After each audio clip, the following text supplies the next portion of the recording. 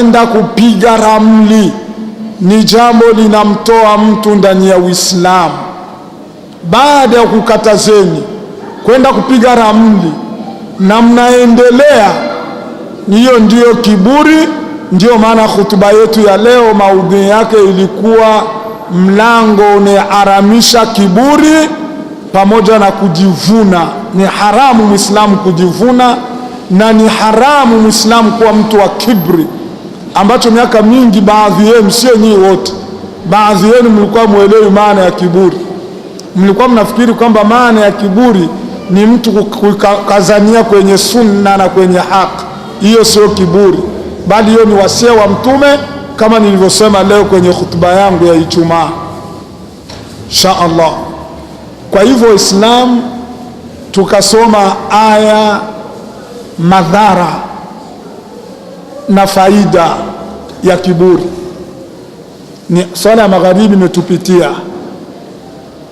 tukasema kwamba madhara ya kiburi na faida ya kiburi. Watu wa kiburi subhanahu wa ta'ala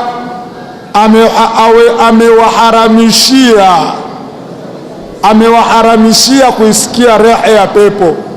Sio Yusuf, Allah aliyewaumba, na akakataza kiburi, na kiburi ni sunna ya Ibilisi. Aya za kibri katika Qur'ani ziko nyingi. Idh qulna lilmalaikati isjudu li adama fasajadu illa man Iblis aba wastakbar. Tulipoamrisha malaika wamsujudie Adam sijida ya maamkizi, malaika wote wakaporomoka wakasujudu, ila Ibilisi akakataa na akafanya kibri. Allah akamuuliza, ya Iblis, ma manak alla tasjuda idh amartuk, ewe Ibilisi, jambo gani lilukataza wewe usimsujudie Adam nilipokuamrisha? Qala ana khairun min, akasema mimi sikumsujudia kwa sababu mimi ni mbora kuliko yeye. Khalaqtani min nar wa khalaqtahu min tin, umeniumba mimi katika moto, yeye umeumba katika udongo, vumbi. Haikuwa moto usujudie vumbi. Dhalika dhannu, ilikuwa ni dhannu Ibilisi. Ni ndivyo alivyodhania Ibilisi, kama vile Waislamu wengi wanadhania leo. Waislamu wengi wanadhania kwamba yeye aikae acheze ludo afanye nini, kwamba Adam alitoa shahada tu basi hatoingia motoni. Hiyo ni dhanna kama ile ya Ibilisi. Aliona kwamba moto ni bora kuliko udongo, akasahau kwamba katika udongo mna uhai, unatia mmea uliokufa ukahuika, na katika moto kuna kuteketeza, moto unateketeza.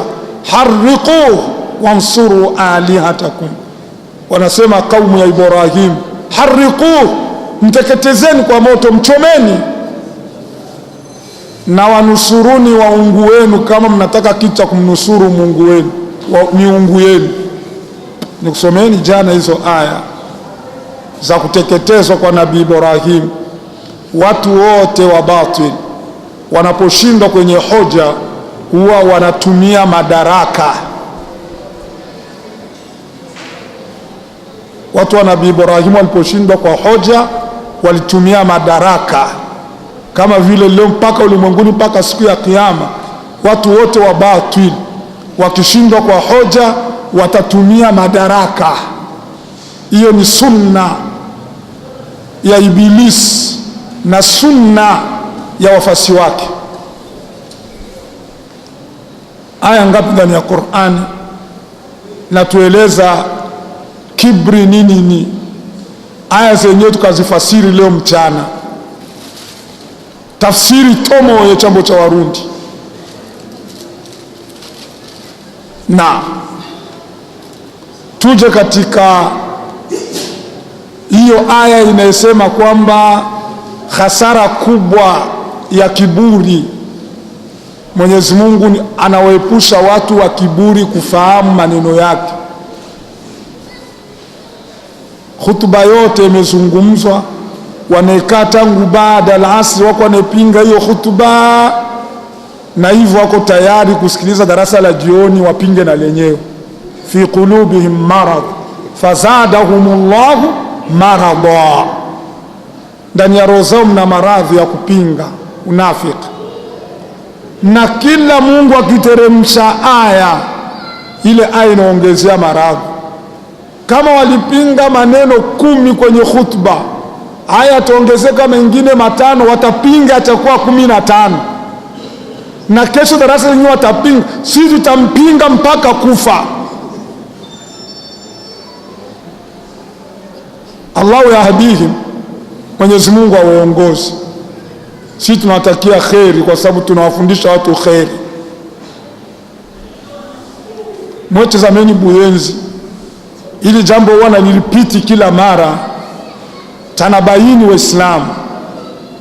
Watu kila siku wanapinga hutuba ya qala Allahu qala Rasul. Kila siku wanapinga hutuba Mungu amesema na mtume amesema, wanapinga. Wanakanusha. Lakini BBC London mutafakun alayhi. Kuna wengine hivyo wamebadilisha information ya BBC London na darasa.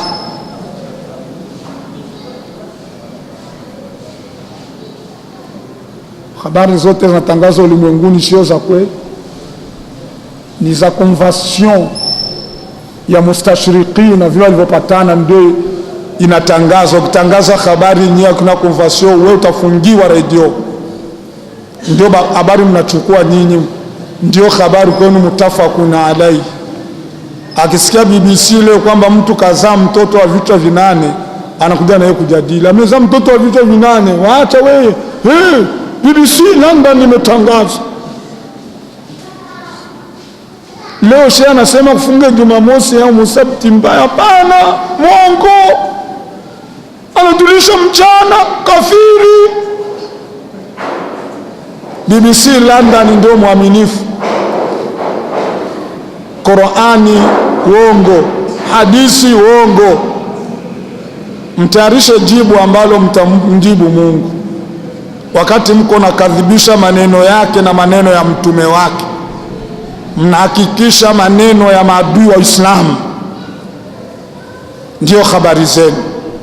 Tafuteni jibu ambalo mtamjibu Allah. Mna vipasa mbali kuliko mimi, mna wakati wa taarifa kuliko nyinyi. Mambo yaliyoko hivi sasa katika ulimwengu ya kuhusudu Uislamu yanatangazwa, hata na redio moja itasubutu vibaraka. Sikiti na bomolewa na 4 pilar. Buyenzi hapa kwenu, hamkusikia juzi? Waswahili ndugu wewe, huyo mtume anavugana na mashetani, Muhammad ni shetani. Simelala mnafunika shu. Hutuba ya Jumaa mnafanyaga nini hapa? Ndio mnachanua maua. Mwenyezi Mungu waelekeze Uislamu wako vibaya. Kama mrudii, nje itatuua. Inna Allaha la yughayyiru ma biqaumin hatta yughayyiru ma bi anfusihim. Mwenyezi Mungu azikuondoa hali iliyoko kwa watu mpaka wambadilike Mwenyezi Mungu. Na miji ya Kiislamu pushback, funga. Subutu tusikie. Asubutu afanyiwa embargo. Dunia ndio iko hapa. Ngoja Ramadhani ije sasa. Ngojeni Ramadhani ije tarawih. Waanza kutulilia sasa. Allahumma nusri ikhwanina fi Palestina, fi Chechnya. Uongo. Na mwa mnekana mbona kama mnajua acheni, situdanganye. Mtaniambia tena, kule ndio kitafuta dini. kitofu cha dini. Dini ya nani? Sio ya Mungu, ya shangazi yako. Ni kitofu cha dini ya shangazi yako. Subhanallah. Mungu ameahidi adhabu ya kwanza ya watu wa kibri, kuwaepusha kufahamu maneno yake. Adhabu ya pili ya watu wa kibri, kila wakiona njia ya haki hawaifanyi kuwa ndio njia. Adhabu ya tatu, wakiona njia ya batil wanaifanya kuwa ndio njia. Hayo ni kwa nini? Kwa sababu sikia hayo makosa yao. Dhalika biannahum kadhabu biayatina, hayo ni kwa sababu wao walizikadhibisha aya zetu. Ndio adhabu yao hiyo ya ukadhibisha aya za Mungu, kupinga kila siku na kufuru aya za Mungu. Pita mwaya matelie baada ya hutuba ya Ijumaa usikie ubishi na la asiri ya waswadi wako na jadiliana khutba. Khutba. Dhalika biannahum kadhabu biayatina wa kanu anha ghafilin, na wao walikuwa kwenye aya za Mungu wameghafilika. Leo Islamu wameghafilika. Leo ukifungua hivi mawaidha, ondoa, weka kasida za Indonesia kidogo, kasida inasema saya taarifa, weka BBC London. Mawaidha hapana, machungu. Chira birarura, mawaidha tapikeni ni machungu. Tunakuja sasa katika malipo ya wale waliofanya kibri katika nyumati za kabla yetu. Qur'ani tajiri, inakataza, inaelekeza madhara na inaleta madhara aliyowapata waliokanusha hilo jambo. Allahu akbar. Kisa hichi ni maarufu sana, miaka mingi tumekizungumza. Ule anataka arejee katika qasasul anbiya ataona matatizo yaliyotokea baina ya Mtume Musa na nduguye Mtume Haruna ala nabiyina wa alayhim assalam. Amani iwe juu ya mtume wetu na hao mitume wawili, Musa na ndugu yake Harun. Matatizo yaliyotokea baina ya Musa, Karuni na Musa. Karuni alikuwa katika kaumu ya Musa tajiri, na alikuwa katika mtoto wa ndugu yake na baba yake na Musa, walikuwa wanakurubiana na saba. Karuni, inna Karuna kana min qaumi Musa. Qur'ani hiyo. Huyo bwana Karuni alikuwa katika kaumu ya Musa, watu wa nabii Musa, tajir, kwa mfanyabiashara mkubwa bwana Karuni. Sikieni, sio mimi, yule aliyemuumba akaumba na mali ndio anasifu utajiri wake. Wewe mali ya kusifiwa na Mwenyezi Mungu ni ya mchezo? Yeye ndio mgawa mali, anamsifu. Inna Karuna kana min qaumi Musa fabagha alaihim. Huyu bwana Karuna alikuwa katika watu wa mtume Musa, akawafanyia dhulma watu wa mtume Musa. Fabagha alaihim wa atainahu min alkunuzi ma inna mafatihahu latanuu bilusbati ulil quwwa. Funueni misahafu kule mwisho wa surati al-Qasas. Wale wenye kuona urufu za Qur'an, kifikia kwenye aya za Qur'an uona tizama aya. Cheni uvivu, hamna kompyuta mvichwa vyenu. Sasa hivi tutazungumza, tukuambieni baada ya darasa mtatofautiana, mwe mko mnasikia mwe wote hapa. Les paroles s'envolent mais les écrits restent. Tulimpa khazina alkanzu katika lugha ya Kiarabu ni mali ya kulimbikiza, haitolewi ndani yemo haki ya Mwenyezi Mungu, ndio inaitwa kanz, jamu al-kunuz. Tukampa mali ya kulimbikiza, haitolewi zaka. Leo mali za Uislamu wengi ni al-kunuz. Waislamu wenye kunuz wataangamizwa.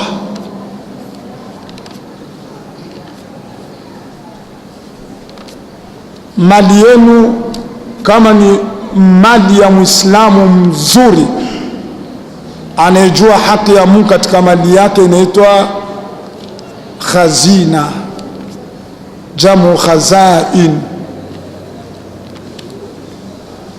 Ndio maana ya Firauni, Mungu akusema atainao min al-kunuz, akusema atainao min al-khazain, wa atainahu min al-kunuz. Sikilizeni Qur'ani, walladhina yaknizuna kanaza, yakniz alkanzu, mali ya kulimbikiza, aitolee ndani yemo haki ya Mwenyezi Mungu. walladhina yaknizuna adh-dhahaba wal-fidda wala yunfiqunaha, tunasikia, fi sabilillah fabashirhum bi'adhabin alim. Wenye kulimbikiza madhahabu na mafedha kisha hawayatoi katika njia ya Mwenyezi Mungu, zaka hawatoi wala haki ya zaka hamna, wape habari ya furaha ya adhabu iumizayo. Hapa kuna hadithi ndefu ya Mtume nisoma katika mlango wa zaka, ikumbukeni. Ma min sahibi dhahabin wala fidda la yuaddi fiha haqqa Allah illa idha kana yaumul qiyama butikhat lahu. Hakuna mwenye madhahabu na mafedha ayatolei haki yake ikifika mwaka atoi zaka. Waislamu leo zaka kwa Waislamu polisi, na ni alama katika alama za umma huyu kupata mitihani. Hii mitihani tunayo iliashiriwa na Mtume kuhusu ubakhili wa zaka.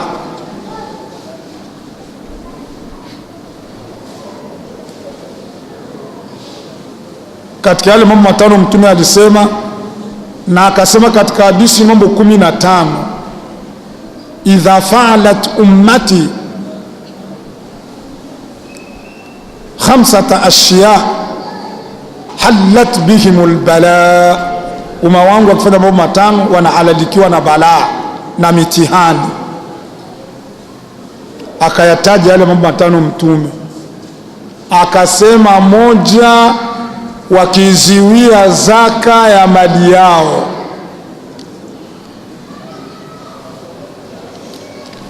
Katika mambo hayo matano ndio Allah anatukumbusha katika hii sura kwamba mali ya Karun, sababu Karuni alikuwa hajui haki ya Mungu katika mali yake, ni mali ya kulimbikiza. Na surati Tauba kama ilivyokuwa ada ya Qur'ani inawaahidi adhabu walimbikizao mali wasiojua haki ya Mwenyezi Mungu katika mali zao. Qur'an, ma inna mafatihahu latanuu bil'usbati ulil quwwa, funguo za hazina za mali ya Qarun zilikuwa zinawatopesha vijana wenye nguvu. Kwa Karuni alikuwa apewe mtu ni mtu kazi, wanachaguliwa wale vijana wa mjini wenye nguvu. Hapana wale wa magarayanja, hapana, wale vijana wenyewe wameeneza. Leo ni wadogo sana vijana wa leo, nakula kula vya mbolea tabani. Leo vijana ni wabovu kuliko hata wazee. Afuka ya mbolea, muhindi wa mbolea, nazi ya mbolea. Vijana wana maradhi chungu nzima, unakula naye hivyo bora hata mimi mgonjwa. tayari sasa, tayari kijana sikufa huko vijana wamekufa jamani, tuombee dua.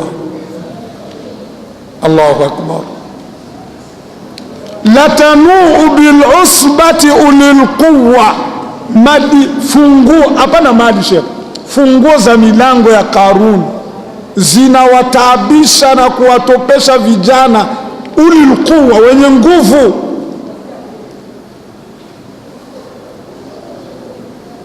Wanasema ulama zilikuwa funguo katika chuma zikawashinda zikawa nzito, wakazipunguza wakazitia katika mbao zikawa nzito kwa wingi wake, wakazigeuza katika ngozi, funguo za ngozi, ili kulainisha ziwe anapotoka mji kwenda mji mwingine, hazina zake zimefungwa ngamia 40 kuhamisha funguo za mali. Shekhe, leo ukiwa tuna stoki ya omo, stoki ya menteripter na aula, stoki ya majani ya chai, stoki ya chumvi,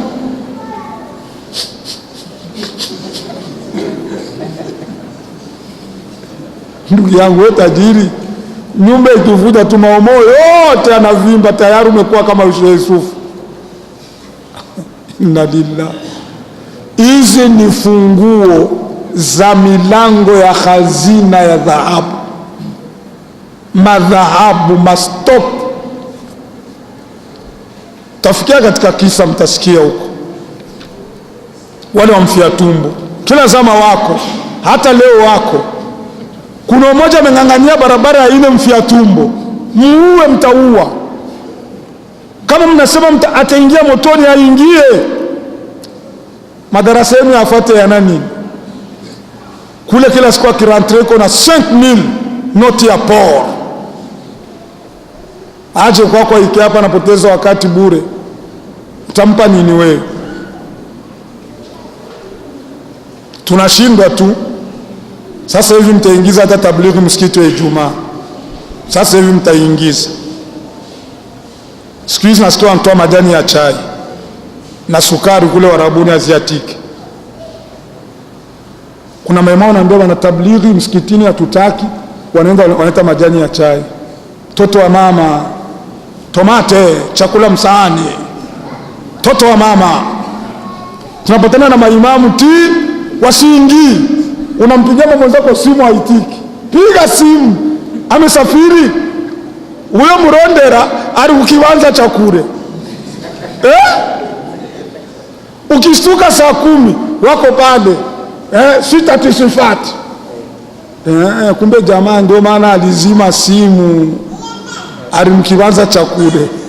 Inna lillahi. Mwenyezi Mungu, jalia dunia katika mikono yetu. Mwenyezi Mungu, dunia imekuwa katika roho zetu, na kwenye kuna sasa kitofu cha dini, kitofu cha dini.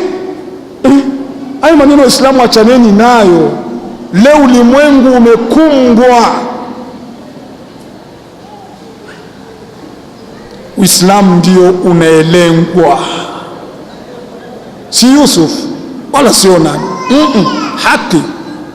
Sijakuelezeni sasa, mimi nimesafiri uwanja wa ndege Sheikh Dar es Salaam, nimewekwa dakika 45, niko na passport, kila kitu na visa, nazungushwa nenda kule nenda kule.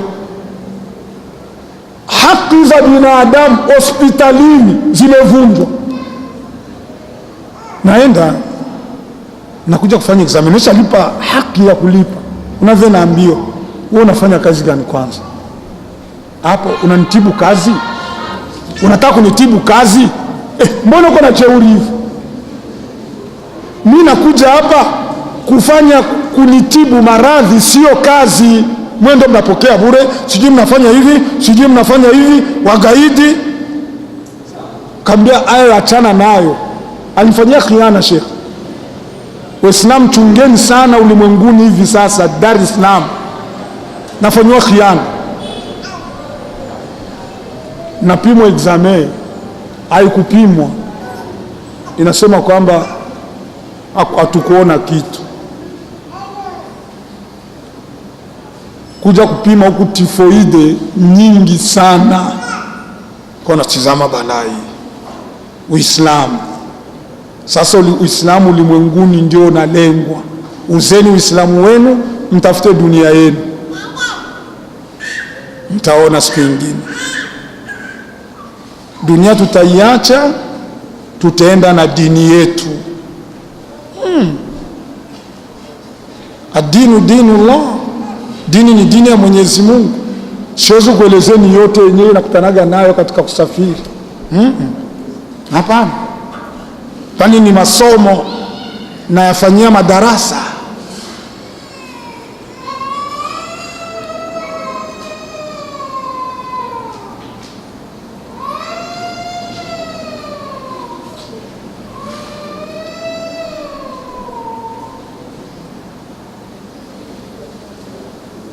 Mashekhe si wenyewe, mashehe wakubwa wakubwa, vigogo Burundi, tunagongana. Tulifanya semina barabara ya 19 mutafakun alaihi, wanageuka wengine pale pale, wanawapa saini wende kumarkazi tuchonganishe.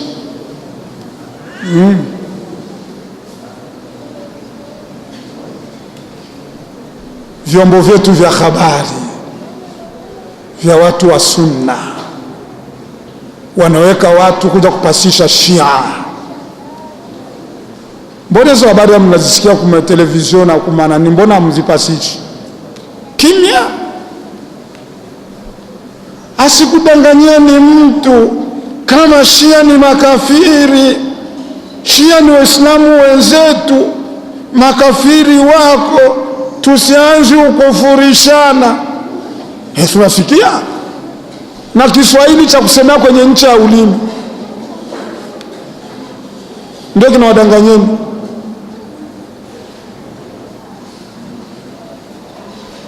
Shia wameingia shekhe.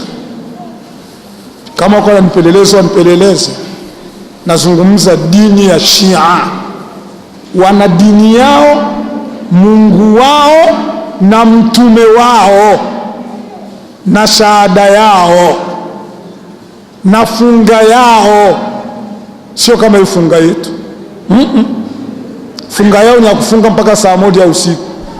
Si funga yetu ni mpaka magharibi jua likizama.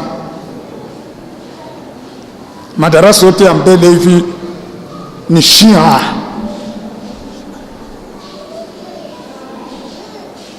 Utanigeuka mwe, anawataka nini? Wanisha kuwa na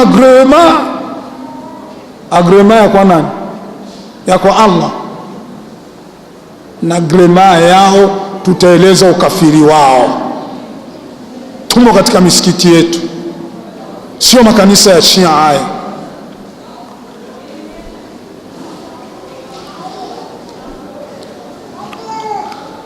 Bwana Karun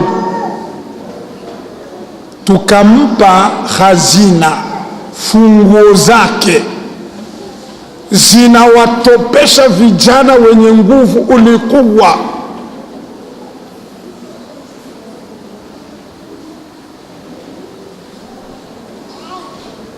Mastoki ya dhahabu. Hapana tu dhahabu utakuponda mkibiriti, unaingia hapo unaenda kukontwaro, unakupa kama milioni 20, natoka huko na vimba malengo bile matofari bile brick door, unaiona bile matofari bile kubwa ibele foroma kubwa bile, wakupa tu bina unyanyui chini shehe. Ndio walikuwa wanatumia wazee wetu wa zamani wengi kujenga. Haijapatikana hizi nani matofali ya kuchoma. Matofali ya kuchoma yalikuwa yuko tangu zamani, Qur'ani ilizungumza. Mnara wa Firauni ulikuwa unajengwa kwa matofali ya kuchoma. Ya Haman auqidni ala an-nar, ewe Haman nifatulie matofali ya chome. Elimu ya matofali ya kuchoma wameyatoa ndani ya Qur'ani.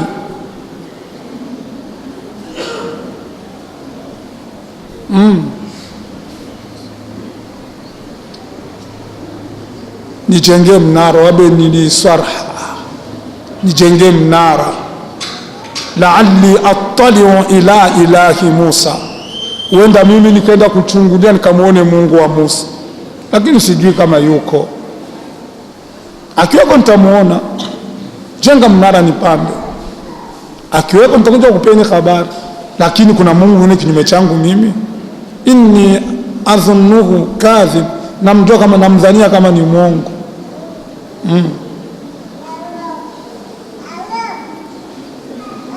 Malengo ndio stoki za Karuni, malengo ya dhahabu. Watu wake wakamwambia Karuni, wacha kujivuna. Toka hiyo ayo katika mlango wa kibri, sikieni, al-kibri batarul haqi wa ghamtu nnas, na alama za kiburi udhirika kwa mtu. Kama hadithi ya Mtume ilianza, mali huwa inaanza kupanda, inapanda, biashara inapanda. Alianza na 50,000, laki na nusu, mtaji wa 2,000 ukifika anakuwa ananunua perfume Dubai, anamwagia hivi kukanzu. Kija mkutanoni, wale waazini, wewe jongelea kule, au ogagi, unanuka jasho. Yeye maskini kumbe ajui kama kale kaarufu kako hapa kwenye kanzu tu, akitoa upepo hapa mtakimbia moyo wote, na ile harufu haisikiliki. Ukisema mnyali mdogo, wewe ndio unasema nini? Wewe maneno kusema mbele ya watu, wewe nyamaza, funga. Tunanifungisha tena, wewe unasikiliza, una adabu, mimi nitakupigisha kiboko. Kiburi hicho kinaanza kupanda. Alafu alitueleza vizuri sana Mtume, uanza kuudhia katika mwendo wake, fimisha kwambieni mchana Haji, siku hizi uliumia, sema pana, maendeleo. Tatembea kama mwe watu hamna kitu bana, nimeshiba. Uanza sasa katika michanulio. Alikuwa anavaa kofia za mtobo, havai tena. Pako mafuta Dubai sasa $50 ya kuweka mnywele zinalala. Amone wafunzi wetu wa Saudia siku hizi, sio wote, wengi wao kujua wanalaza tunywele mafuta ya Saudia. Nywele zinakuwa singa kama watu wa Somali. Wao ni wa Somali. Sema aslul ashyai mubah, aslul ashyai ndio asli, ndio asili ya nywele zako hizi wewe. Anaanza kupasua. Kijana mmoja anikumbushe jina, nilikuwa na jina lake ya dhuhuri, ile Lukumba, kwa maana nasema Lukumba, pasua tunywele hapa hivi. Hata nani rais mmoja sabi katika marais wa Kongo alikuwa anafanya hivi.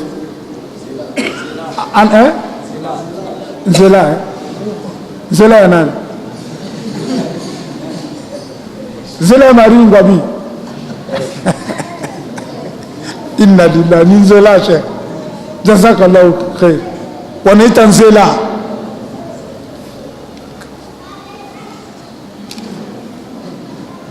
Aracha kamfereji hapa hivi, anaringa sasa, tupa mkono. Hivi ndio kiburi huanza. Haya sio maneno ya Yusuf, maneno ya Mtume. Kakuelezeni mchana, hata nywele hizi tunazo Mungu